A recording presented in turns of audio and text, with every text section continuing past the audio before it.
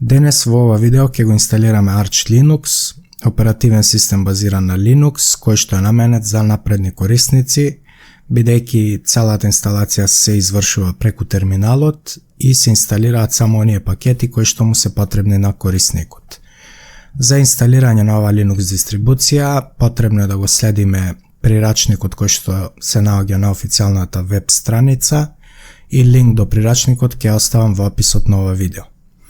Како и со секоја Linux дистрибуција, потребно да ја превземеме ISO датотеката од нивната страница и да направиме USB мемориски уред, односно да испишеме ISO датотеката на USB меморискиот уред и да го подигнеме компјутерот од тој мемориски уред. Откако ќе го подигнеме Arch Linux, ќе го добиеме терминалот со ова порака. Доколку погледнеме на инструкциите, како што може да видиме, веќе сме во работната површина на Arch Linux. Следно што треба да направиме е да ја пишеме оваа команда која што ќе ни ги излиста сите достапни тастатури, односно распоред на тастатурата. Доколку одиме надолу, може да видиме дека имаме доста достапни, исто така имаме пристап до македонска тастатура. Јас, бидејќи користам шведска, ќе го ископирам овој ред тука и потоа треба да ја напишеме оваа команда.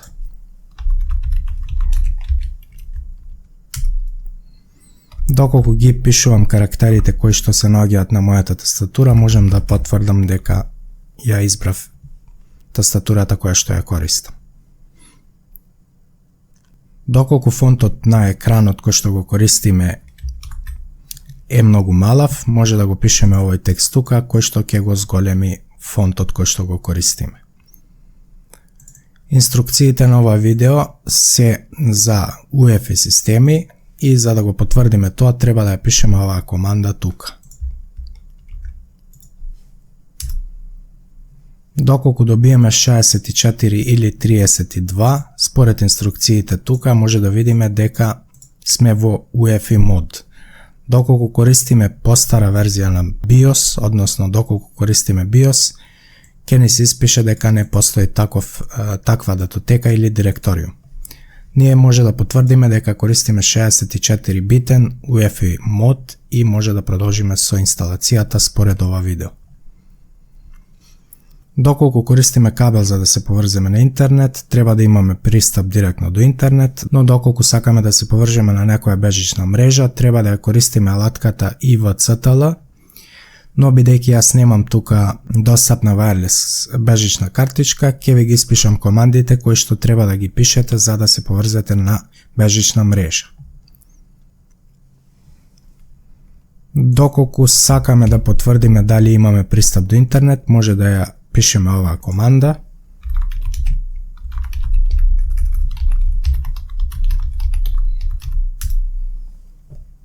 И бидејќи јас користам виртуелна машина, пакетите кои пристигнуваат на компјутерот се филтрирани, но вие треба да добиете 8 пакети, доколку на пример се испратени 8 пакети, треба тука да добиете истата бројка, која што значи дека имаме примено назад 8 пакети кои што беа испратени. Јас имам пристап до интернет, тоа ќе ви го покажам подоцна кога ќе инсталираме пакети, немам никаков проблем со интернет конекцијата. Следно што треба да направиме е да провериме доколку часовникот ни е подесен како што треба, бидејќи доколку имаме погрешен часовник, некои од пакетите може нема да се превземат. И како што може да видиме, тоа е времето кое што јас го користам, но 1 час понапред, што значи дека времето на системот е точно, само временската зона не е точна. Но тоа и не е битно за сега, бидејќи тоа може да го средиме подоцна во инсталираниот систем. Едно што треба да направиме е да го партиционираме дискот. За да провериме кои дискови ни се достапни на компјутерот, може да пишеме lsblk што ќе ни ги излиста сите дискови кои што се достапни. Како што може да видиме тука, јас користам виртуелен тврд диск и тоа е најчесто VDA, доколку вие го користите ова на компјутерот, најчесто е SDA. Тоа значи дека е вашиот тврд диск. И доколку погледнеме според големината на дискот, можам да потврдам дека мојот диск е само 17 гигабајти. Што значи дека ова е дискот кој што треба да го користиме понатака во инсталацијата. За да ги избришеме сите партиции да направиме нова табела, може да ја користиме оваа команда со пишување на fdisk _def SDA доколку сте на компјутер.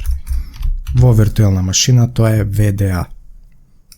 Со притискање на Enter може да пишеме M за помош. Како што кажав, бидејќи користам UEFI систем, мене ми треба GPT табела за партиционирање. Тоа го правиме со притискање на G и потоа со пишување на дуплове, што значи да ги испишеме промените на дискот. Доколку повторно напишам LSBLK, можам да видам дека немам ни една партиција на овој диск. Понатака треба да направиме партиции. За UEFI системи потребно се само две партиции за системот да функционира, тоа е оваа тука EFI партиција и root партицијата каде што ќе го инсталираме Linux системот. Тука може да видиме пример доколку користиме постар BIOS и доколку користиме UEFI. За партиционирање на дискот јас користам алатка која се вика cfdisk и понатака треба да го пишеме дискот кој што сакаме да го партиционираме, во мојот случај dev.vda. Потребно е да направиме две партиции. Првата партиција ќе ја направам да биде 512 мегабајти, тоа го правиме со пишување на 512 M, големо М и притискаме Enter. Следно, остатокот од просторот кој што е достапен на дискот ќе го направам за root партицијата. Тоа го правиме со притискање на нова партиција, може да ја видиме големината на остатокот од дискот и притискаме Enter. За да ги испишеме промените на дискот, треба да притиснеме на ова копче тука, кое што е за пишување на промените. Ќе не праша да потврдиме со пишување на Yes и тука сме завршиле. Повторно, доколку сакам да проверам, пишувам LSBLK и можем да видам дека двете партиции се тука. Следно што треба да направиме да ги форматираме овие партиции. Како што може да видиме тука, за EFI партицијата потребно ни е да користиме FAT32. Тоа го правиме со форматирање на дискот со следната команда. mkfs, што значи направи партиција, FAT формат и тука специфицираме дека сакаме FAT32. Првата партиција од 512 мегабајти е за EFI, тоа е VDA 1, како што може да видиме тука. Притискаме Enter и партицијата направена. За следната партиција за системот може да користиме повеќе формати на файл систем. Најчесто користена во Linux е ext4 и таа ќе ја користам за да ја направам следната партиција. Тоа го правиме со пишување на оваа команда mkfs, како претходно да направиме партиција во ext4 форматот. И после него ја специфицираме партицијата која што сакаме да ја форматираме. Притискаме Enter и како што може да видиме, тоа е готово. Тука може да видите исто така дополнителни информации и може да видите кои файл системи се достапни, односно кои формати. Следно што треба да направиме да ги монтираме овие партиции кои што ги направивме. Прво ќе монтираме root партицијата, тоа е оваа тука. За точка на монтирање го користиме овој директориум кој што се наоѓа на коса црта mnat. Потребно е да направиме еден директориум во оваа партиција. Тоа го правиме со опишување на следната команда.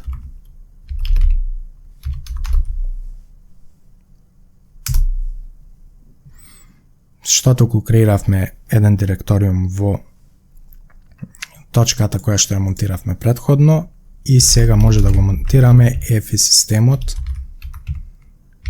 во тој директориум. Треба да испишеме следнава команда и да притиснеме Enter.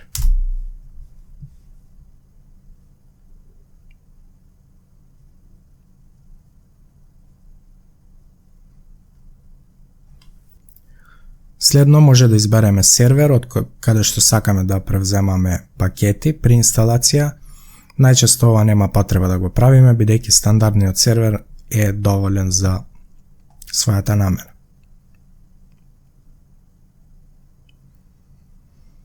Тука може да инсталираме дополнителни пакети, например доколку користиме процесорот AMD, треба да го инсталираме овој пакет, од Intel следниот пакет.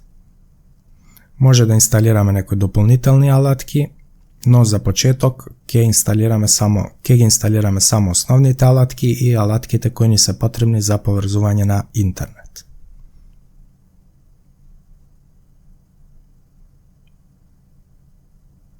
И секако мора да инсталираме еден текстуален едитор. Тоа го правиме со опишување на следната команда.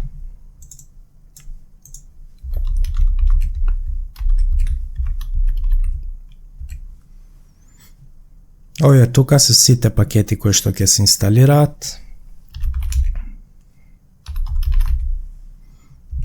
И доколку го инсталирате оперативниот систем на вашиот компјутер, потребен ви е и овој пакет. Јас бидејќи го инсталирам во виртуелна машина, можем да го прескокнем овој пакет. Понатака може да додадеме текстуален едитор, пошто ќе ни биде потребен подоцна и може да инсталираме алатка која што ќе ни помогне да се поврземе на интернет подоцна. Притискаме Enter и сега чекаме сите пакети да се превземат и да се инсталираат на системот.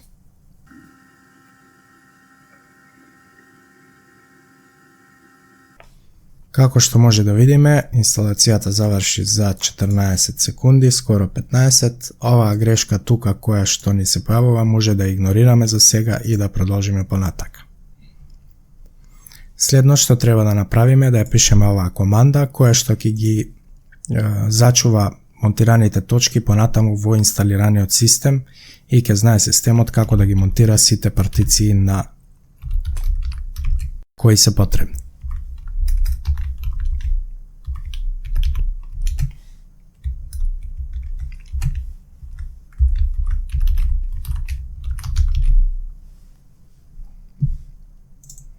Тоа е оваа команда тука, притискаме Enter и доколку сакаме да провериме дали сме направиле се како што треба, може да пишеме cut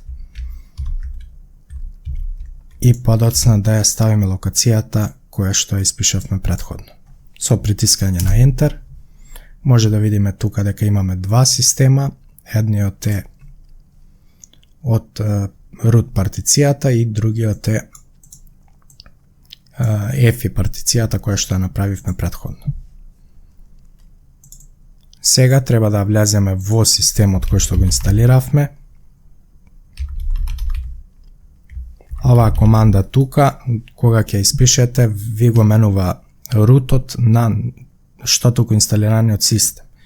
Што значи дека сега се наоѓаме на рутот на USB-то од кое што сме подигнати, но доколку ја пишеме оваа команда, сега сме во рутот на инсталираниот систем. Следно треба да ја конфигурираме временската зона.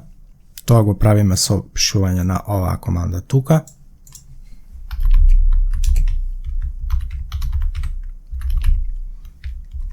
Во случајот сме во Европа, арија го менуваме со Европа, доколку се наоѓаме во Европа или во некои други држави. Тоа може да го провериме со притискање на таб копчето неколку пати и тука ќе ни се појават сите директориуми кои што се достапни. Доколку сте во Македонија, ќе го изберете Скопје и тоа треба да го направите со поврзување на линк на _etc local time. Јас се наоѓам во Шведска, затоа тука ми е Стокхолм. Следно треба да направиме некоја конфигурација на самиот систем. Ја пишуваме оваа команда и продолжуваме понатак. Доколку сакаме да промениме некој локал,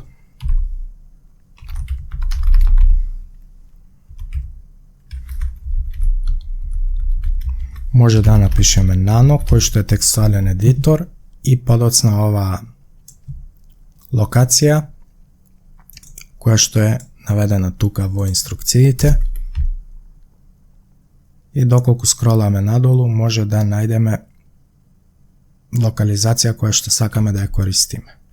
Јас секогаш ја користам локацијата која што е испишана тука. Доколку избереме друга локализација, например македонски, тогаш некој од директориумите и јазикот на оперативниот систем ќе биде на македонски, но бидејќи не е потполно преведен и повеќето од програмите кои што ги користам не се преведени, ќе бидат на англиски јазик и затоа секогаш го избирам англискиот јазик. Сега ќе не праша, откако ќе го избришеме коментарот, треба да избришеме тарабата која што се наоѓа пред целиот овој ред.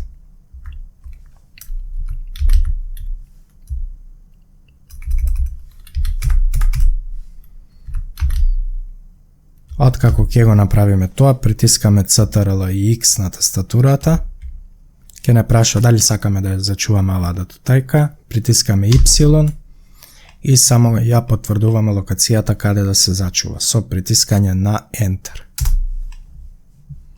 Следно треба да ги генерираме овие локализации, тоа го правиме со пишување на оваа команда.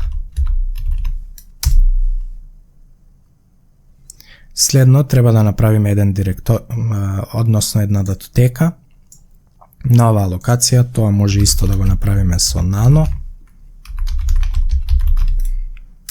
И тука треба да го напишеме следното и подоцна локализацијата која што ја избравме. Бидејќи јас ја избрав истата локализација која што е прикажана тука, можем да го ископирам ова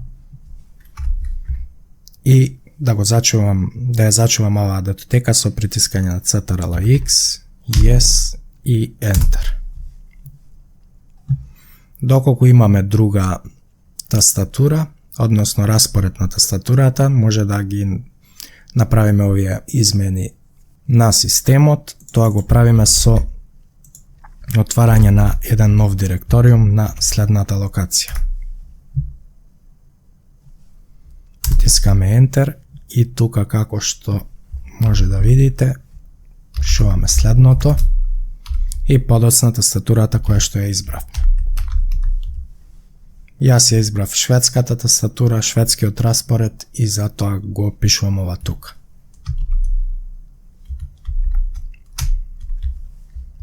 Притискаме Ctrl X, Y и Enter.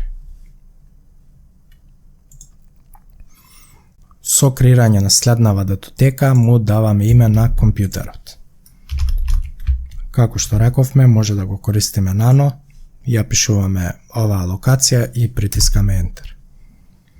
Јас тука ќе напишам само Arch Linux, ќе ја зачувам оваа датотека со притискање на Ctrl X, Y и Enter.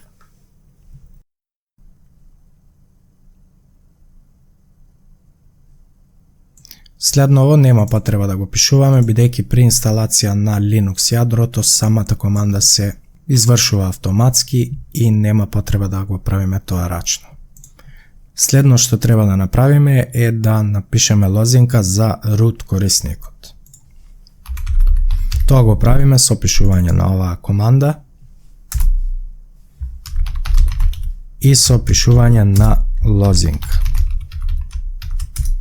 Како што може да видиме, при испишување на лозинката нема да ви се појават карактери и треба 2 пати да ја повторите истата лозинка. Следно треба да инсталираме bootloader. Најлесен bootloader за инсталација е group. Тоа го правиме со пишување на следната команда.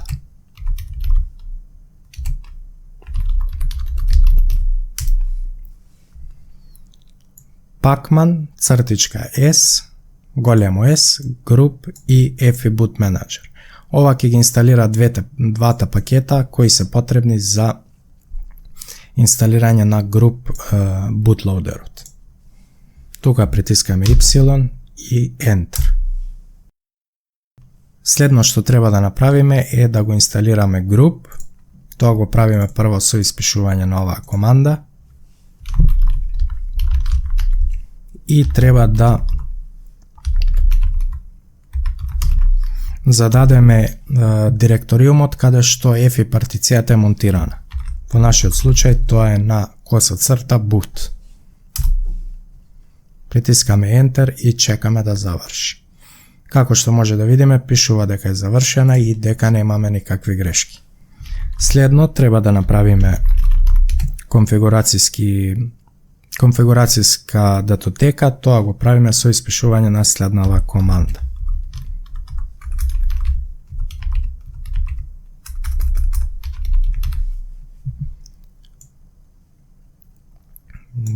Ја извршуваме следната команда и тоа ќе ни креира конфигурацијски файл на следната локација. Во случајот, оваа команда ни ги наоѓа сите јадра кои што се инсталирани на системот и прави мени при подигање на вашиот компјутер да може да се подигне оперативниот систем. Следно што јас препорачувам да го направите пред да го рестартирате системот е да додадете еден корисник кој што ќе го користите за да се најавите на оперативниот систем. Бидејќи доколку го користите root корисникот, секоја команда која што извршувате може да направи штета на вашиот штото го инсталиран оперативен систем.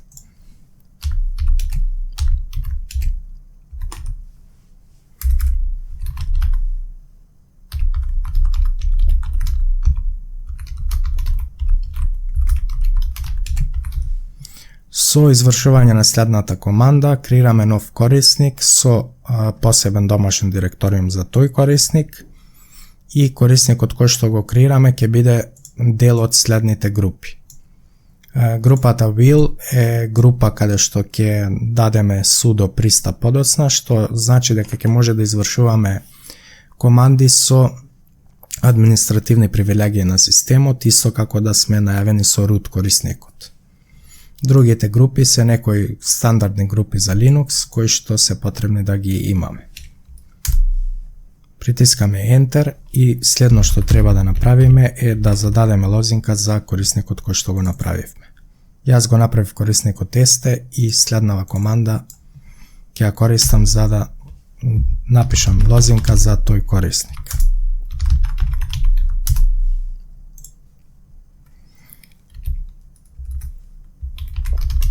Следнава команда ќе ја користиме за да направиме измени на системот, а тоа значи дека сакаме овој корисник да биде дел од, да има административни привилегии. Тоа го правиме со пишување на следнава команда. Исто така треба да инсталираме еден пакет.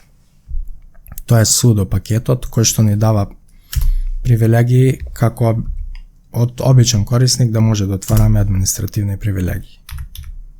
Сега доколку ја напишеме оваа команда, може да слагаме надолу додека не го пронајдеме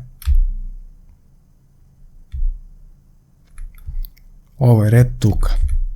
Доколку ја откоментираме ова линија, може да видиме дека сите корисници кои што се дел од групата will ќе можат да го користат sudo. Подоцна може истото да го направиме, но без да ја користиме лозинката. Што значи дека доколку напишеме некоја sudo команда како корисникот тесте, ќе треба да ја напишеме лозинката за тој корисник за да може да го користиме sudo.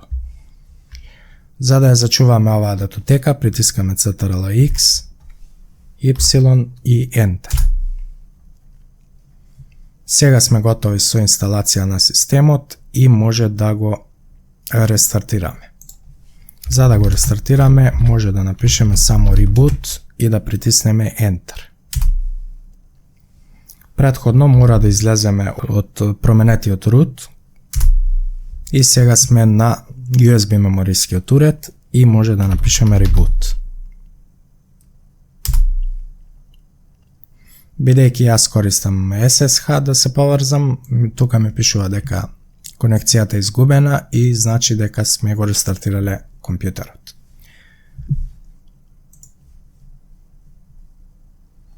Како што може да видиме, оперативниот систем е подигнат од тврдиот диск, може да се најавиме со нашиот корисник и може да инсталираме дополнителни пакети со пишување на следнава команда.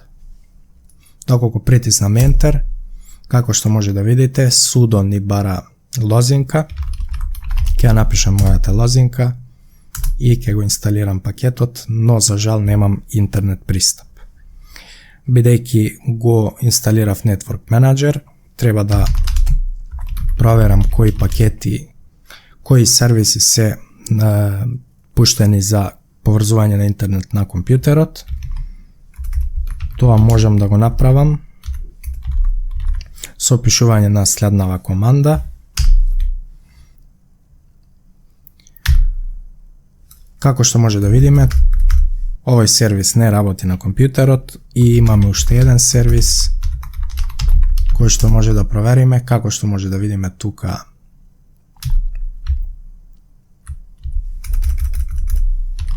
Овој сервис постои на системот, но не е вклучен.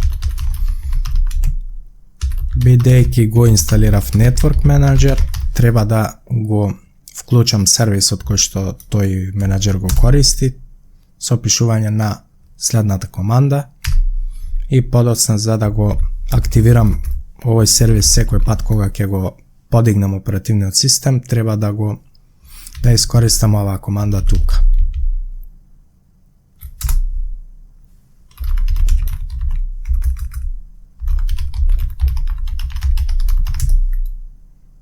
Како што може да видиме, доколку сега ја напишам истата команда која ја напишав претходно за да инсталирам пакет, ќе немам никаков проблем за инсталирање на тој пакет. Тоа е се за ова видео. Се гледаме во некое наредно, каде што ќе инсталираме работна површина и ќе го конфигурираме системот. Ова е првиот дел од серијалот од 3 видеа, каде што ќе го инсталираме и конфигурираме Arch Linux и ќе инсталираме некои дополнителни пакети. Ви благодарам и поздрав!